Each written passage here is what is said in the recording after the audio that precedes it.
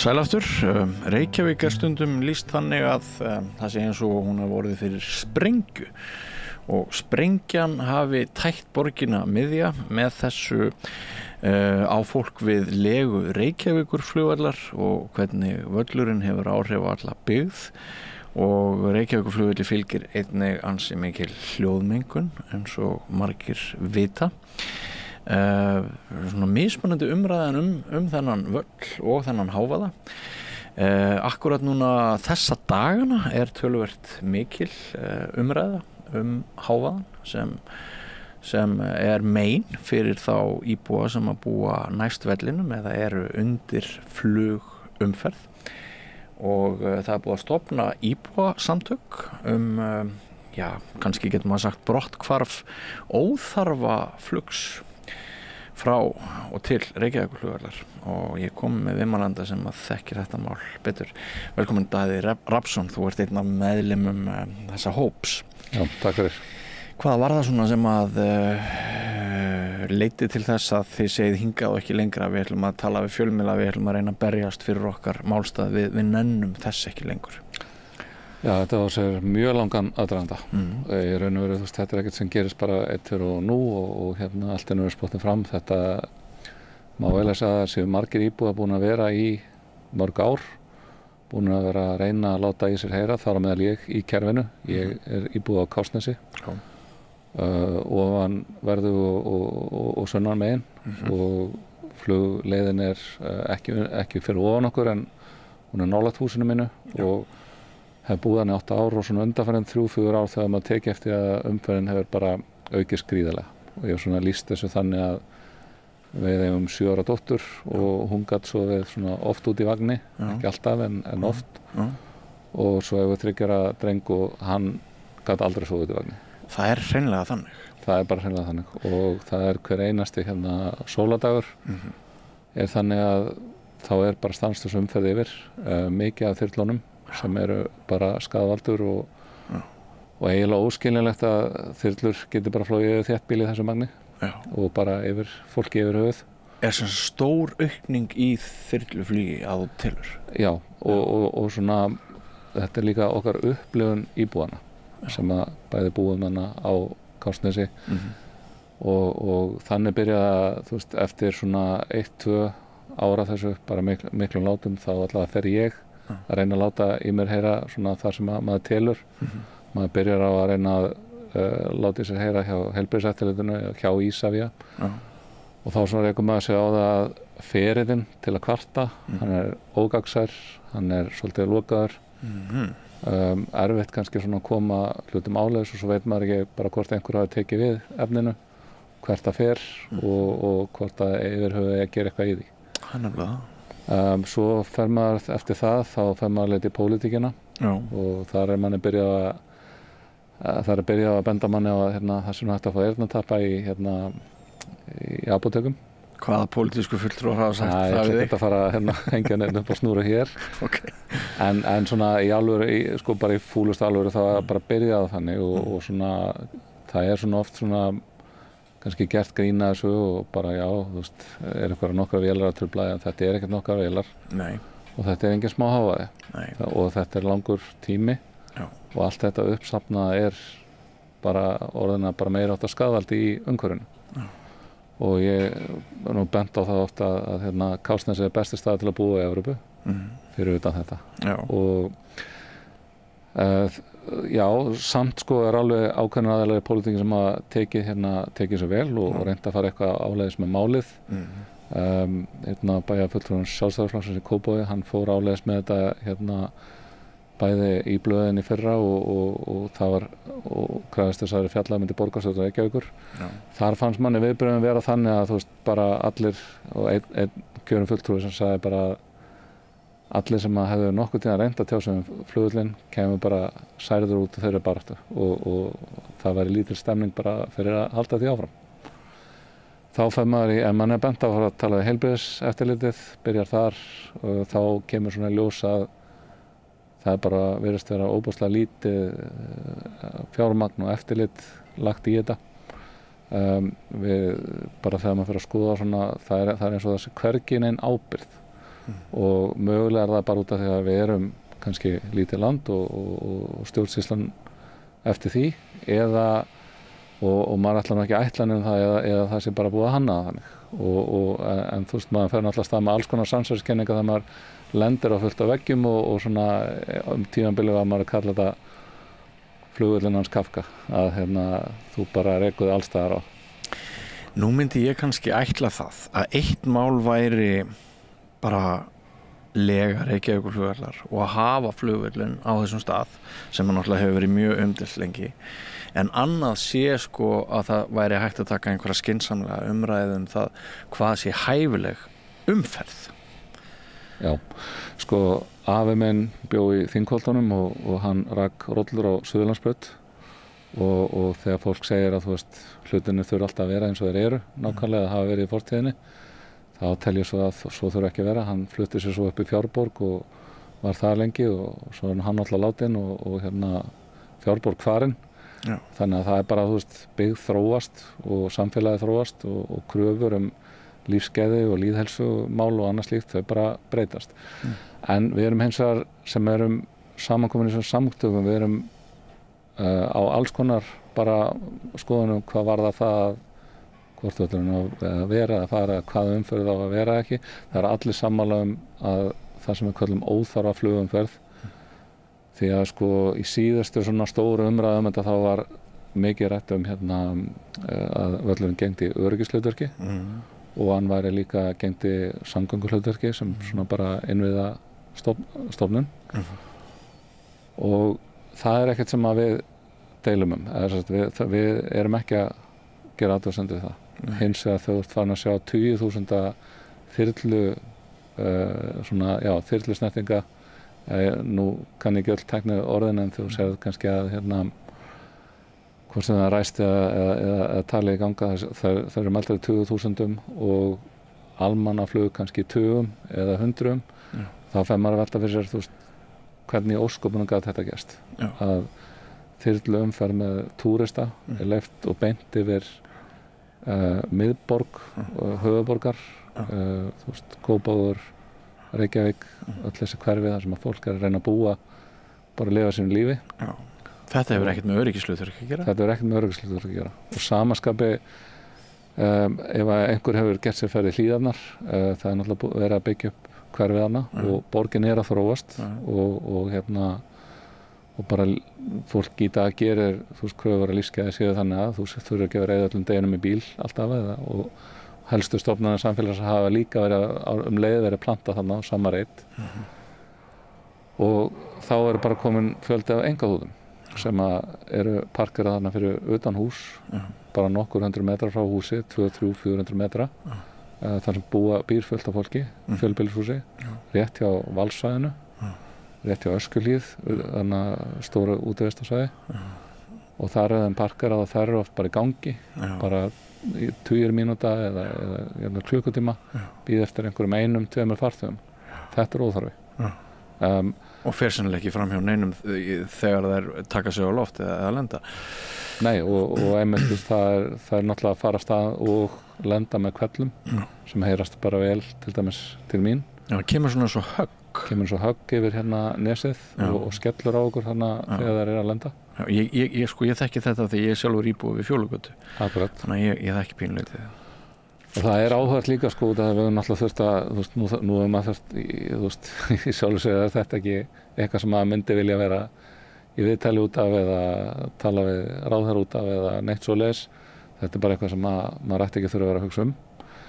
En til dæmis höfum við verið að lesa eftir hljóðhönnuð Airbus þyrlu deildarinnar sem hefur verið að lýsa því að þyrlur eru mjög hávarar, sérstaklega í aðflugi og að desibelamælingar nægi ekki til heldur séu upplifun fólks á jörðu niðri þannig að hún er á við 2-föld mæld desibel þannig að það er svona áhugavert að skoða bara vísindan bakveitt þetta er svo óbúslega ónotalegt hljóð sem að svona skellur á veggjum, skellur á þökum skellur á umhverfinu og svona grefur sig inn í allt og þetta er svona eins og einhver myndi starta upp sláttu vel fyrir utan hjá þær og vera með hana í fleiri mínútur og gera það svo mörg bara mjög oft á dag sko.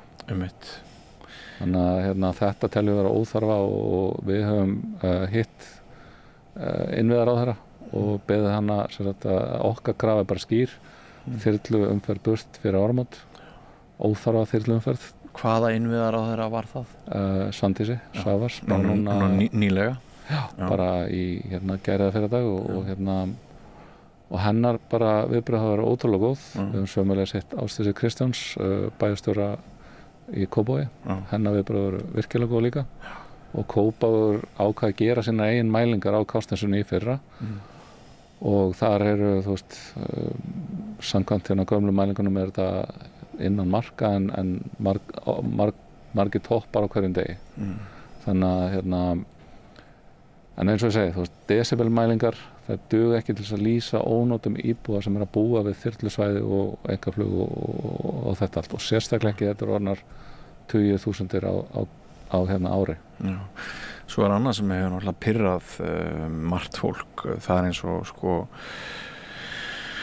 þessar fréttir sem hafa verið skrifaðar það að það sé í rauninni bara dýrara að leggja bifreið 2 manna bifreið niður í miðbæ Reykjavíkur heldur en að geyma þær þarna dögum saman á flugvélum einkaþotur. Já, og þetta eiginlega óskiljanlegt dekur við auðmenn að vera að setja þetta maður þarf ekki að vera mikill sósíalisti til að finnast það bara finnst það eiginlega nær öllum sem maður tala við og eiginlega bara öllum að einhver sem kemur á einkaþotu hann á ekki að eiga rétt á því að lenda inn í Reykjavík og hvað þá að borga svona ódýrara gjald heldur en fólk að leggja bílnum sínum og Ísavía talar fyrir að fella tré ásakið frekar en að breyta einhverju og þetta allt svolítið svona, hvað ég segja, 1950. Já, umhverfisverndarsamtök hafa verið að tjá sig undanfarið líka. Við höfum ekki kafað djúpt ofan í það, við höfum verið svona fókusa bara á að fólk sem er búið að gangi samtökin okkar og við höfum heyrt í og teljum okkur vera að tala fyrir. Að það bara að tala um þessa bara skerðingu á lífsgæðum og líka lýðheilsuáhrif sem að margir svona spennast bara upp við að þegar þyrluna fara í gang eða þegar koma stóra þotur yfir, fólk sem verið heimsókn hjá fólki hefur haldið að veru þotur að fara að fljúga á húsin. Jú, ég kannast við það. Þannig að það er margs konar og kannski svona eitt sem að ég sjálfur hefur verið að velta fyrir mér út af við höfum líka átt gott samtal við bara þá sem eru svona samtök flugmanna og svona flugmál á Íslandi og haft sambandi okkur margir flugmenn sem að bara hreinlega veltaði fyrir sér hvort að þeim hafi verið greiði gerður með því að halda vellinum eins og hann og halda þessu til streitu að þetta í raun og bara svona svolítið reksni ef við getum orðað þannig bara miðað við flugvelli annars staðar þetta eru svona kóðareksni ég fari sjálfur í millilandaflug til Færeyja leiðin tilbaka kemst maður ekki inn út að það er bara allt tróðið í þessari litlu fríhöfnana þannig að maður býður fyrir utan að maður fólk er að kaupa sér áfengi til þess að komast út og bara svona allur aðbúnaður ekki hægt að vinna með flugsamfélagina því að gera betri aðbúnað fyrir það sem að til þess að bara tryggja öryggi og gæði í flugi og þeir hafi bara góðan aðbúnað fyrir það sem þeir þurfa og að íbúar á þessu svæði sem að telja 20.000 ef ekki í kringum 100.000 því að við erum líka að fá meðlim úr Árbæ við erum að fá meðlim úr Mosfellsbæ við erum að fá meðlim úr Álftanesi Hafnarfirði því að þyrlunar þær fara á stað hjá okkur en þær fara svo eitthvað yfir og þotunar. Finnst engum sem þú hittir þessi flugumferð spennandi, jákvæð með einhverjum hætti, orka í henni, einhver svona dýnamik og alheimurinn á fullri ferð þannig að hér alltaf snúast auðvitað það fólk til, ég hef alveg nágranna konur sem að lýsa því að þeim finnst þetta svo notalegt að fá þarna vélarnar yfir og þyrlunar og svona en meiri hlutin ekki og svo er það líka þannig að bara miðað við hvernig umræðurnar hafa verið Reykjavíkurflugvöll, svolítið eitraðar.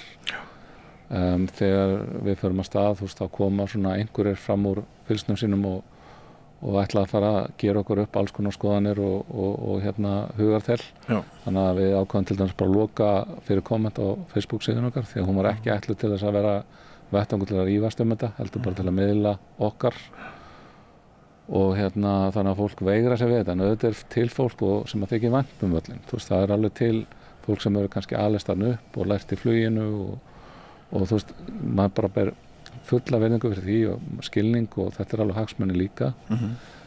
En hagsmunir okkar sem búa þannig kring vega líka og okkur finnst bara sem stöndum að samtökunum og okkar félagsmönnum að þeir hagsmunir hafa bara ekki verið teknir til greina, ekki heyrst og við bara munum láta heyri okkur þangað til að einhver árangur þess að verður. Við viljum fá ein krafa okkar er svo að við fáum að taka þátt í umræðu og ákvörðunum þróun flugvalla.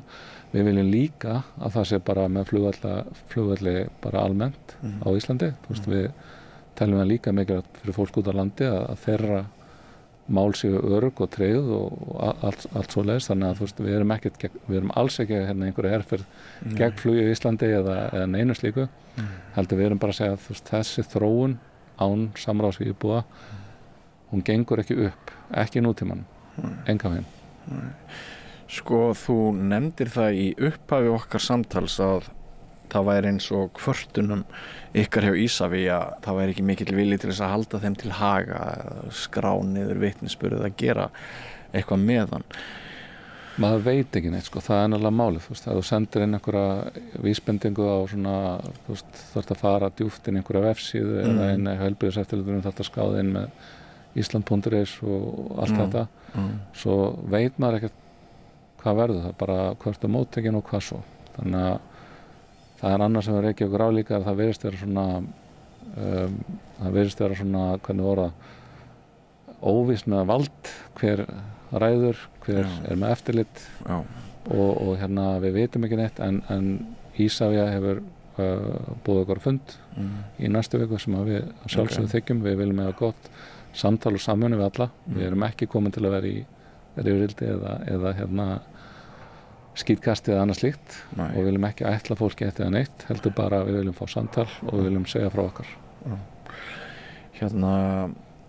Hafa svona verstu dagarnir verið eldgosadagar þegar er mjög mikið þyrluflug tengt því að fara í útsýnisflug yfir eldstöðvar eða eru það ekkert verið dagar en margir aðrar? Sko, þeir eru verstir. Þegar það hefur verið leyft að fljúga yfir, sem hefur ekki alltaf verið, en þegar þessi gos hafa verið að hefjast undanfarin ár, þá hefur maður svona fundið hjá sjálfum sér og fjölskyldunni og fólki kringum okkur nágrannum og öðrum slíkum, að þá svona byrja allir að spenna sig upp að já, ok, þá fara þyrlunar að koma. Og svo vitum við alltaf fyrst þegar koma gos, þannig að þá byrja lætin. Þannig að það hafa verið einstaklega slæmi dagar og eiginlega ótrúlegt að sjá, bara röðina þyrlum, fara hringinn hann út á Reykjanes og svo aftur tilbaka. Já, maður vissi ekki að það væru til svona margar þyrlur en það er mikill misskilningur að segja já, þegar nú er ekki gos og þá er allt í góðu. Þetta er bara en bransi á Íslandi og auðvitað þurfa þeir að hafa í sig á og vilja selja sína ferðir. Ég held líka, og svona bara með samtala við íslensku, þá sem eru með íslensku fyrirtækin, að þeir hafa fullan skilning á þessu. Þeim hafa ekki á mótið að vera færðir eitthvað annað, séð þeim tryggð góð og örugg aðstaða og ég held að við getum leyst þetta mál mjög vel því að það kemur góðverðisdagur og þá vill þyrluflugmaður auðvitað fara með túristan og í löngu röðum og það er hefðbundna áætlunarflug en svo náttúrulega líka vilja þeir sem eru með sínar engavélar og svona þeir vilja líka fara af stað, þannig að daginn var góðverðisdagur, sátum út á svölum og þá taldi ég einhverjum 10 mínútum að þá voru 10 til 12 mismunandi vélar að fara þannig yfir. Og það náttúrulega er það ekkert orðið spennandi að vera út í garði þegar það er sól og nágranni með heitan pott sem bara er á lokaðanum fór inn. Þannig að þetta er ekki bara gosið þó þau séu sjálfsögðu verst því að það bara er ólíft að vera þarna. En sko hljóðmörk íbúasamtökum brotthvarf óþarfaflugs frá Reykjavíkurflugvelli, hvað myndi ekki flokkast undir óþarfaflug? Hvað væri þarft flug? Klárlega ef einhver þarf að komast á spítala í Reykjavík, sjúkraflug, klárlega, algjörlega, bara saman hvort það þyrla, þvota. Það væri auðvitað ef það einhver björgunarleiðangur, klárlega. Og svo eru það náttúrulega eins og bara reglubundið áætlunarflug til Akureyrar og Egilsstaða og Ísafjarðar. Það ekkert okkar sem að vill loka á landsbyggðina og öryggið og það. Ég get hins vegar alveg sett spurningamerki við það, þú veist, ef ég byggi Þrándheimi eins og vinafólk á Akureyri gerir, að þú veist, það fer kannski meira erlendis heldur en til Reykjavík saman sem fjölskylda, keyrir allir bæinn út að þetta er svo dýrt að fljúga. Já, ég er sammála þessu. Að ef þú værir Ég bjó 25 ára á Akureyri. Ég hef notað innanlandsflug mjög mismikið eftir tíðaranda og eftir því náttúrulega hvað það hefur kostað mikið að fljúga á milli. Ég get nefnt þér tímabil þegar 2 flugfélög voru í samkeppni og það kostaði ekki nema 3.000 skall að fljúga á milli Akureyrar og Reykjavíkur. Þá flög maður náttúrulega mjög mikið. En í seinni tíð, það eru 3 ár síðan ég flutti frá Akureyri til Reykjavíkur, og í seinni tíð þá heyri ég æ fleiri félaga mína á Akureyri sem ennþá búa þar segja mér að þeir noti bílinn. Vegna þess að það hefur eiginlega ekki verið nein niðurgreiðsla á þessum flugum, þau eru bara brjálaðslega dýr. Og heyrt þessar fréttir með að ódýrasta leiðin til Reykjavíkur frá Akureyri sé að millilenda í Skotlandi eða Manchester eða eitthvað og fljúga þaðan til Reykjavíkur, skilur við. Já, þú veist, ég fór nú sjálfur í marsmánuði bæði til London og Akureyri og það var helmingi, tvöfalt dýrara að fljúga til Akureyrar. Og en þá einmitt eins og fólk þar hefur verið að segja, þú veist, það er kannski meira að fara erlendis saman sem fjölskylda heldur en ferðina sem fyrir bæinn. Og væri það eðlilegt að þú byggir í Þrándheimi að, þú veist, Oslo er tengingi við alheiminn, að það verði þá fyrst flogið með til Kristiansund eða eitthvað svoleiðis og það þyrftir að koma þér og með öllum gistikostnaði og þessu. Ég held að við þurfum bara að taka fullorðnari og svona heildstæðari umræðu þannig að bæði þetta með hvernig tryggjum við bara samgöngu við landsbyggðina, hvernig tryggjum öryggi bara út allt, en okkar upplifun skiptir líka máli sem búðana. Þetta eru lýðheilsumáli, við höfum pantað beðið fund með Willum, heilbrigðisráðherra, sem hefur bara verið tekið vel í en ekki komin fundur ennþá. Við höfum beðið fund með Einari borgarstjóra Reykjavík sem bíðum ennþá eftir að fá hans staðfestan. En eins og segja, hvað sem við höfum komið hjá Ásdísi Kópavogi eða Svandísi í innviðaráðuneytinu, hjá flugmönnum og þeirra samtökum líka, þú veist, það er bara fólk áttar sig alveg á þessu. Þú þarft ekkert að búa á höfuðborgarsvæðinu lengi áður til þess að uppgöta að þetta er bara orðið miklu meira nú. Já, og hefur mögulega aldrei verið verra eða hvað? Sko, ég hef búið í Þingholtunum, ég hef búið í Hlíðunum og eins og þessi 8 ár núna á Kársnesi. Þetta er bara eitthvað allt annað, sko. Maður gat kannski látið eitt og eitt flug trufla sig þegar maður bjó í miðbænum áður fyrr. Það má alveg henda inn í til dæmis að þú veist, það hefur alltaf verið styr flugvöllinn. Það er ekki eins og alltaf verið sátt. Alfreð Þorsteinsson kom eiginlega fram með flesta punkta sem hafa verið að koma fram undanfarin ár þegar það varð flugslys á Reykjavíkurflugvelli 1988. Þá skrifaði hann greinar og bara sem dæmi, sjálfstæðismenn í borginni á 7. 8. áratugnum, þeir voru líka að benda að þetta gengi ekki kannski til lengdar og líka íbúar á Kársnesi, það voru þeir sem bundu enda á það að væri flogið líka á nóttinni. Ég man eftir að vera krakki af að þá voru eitthvað fleiri næturflug, sko. Já.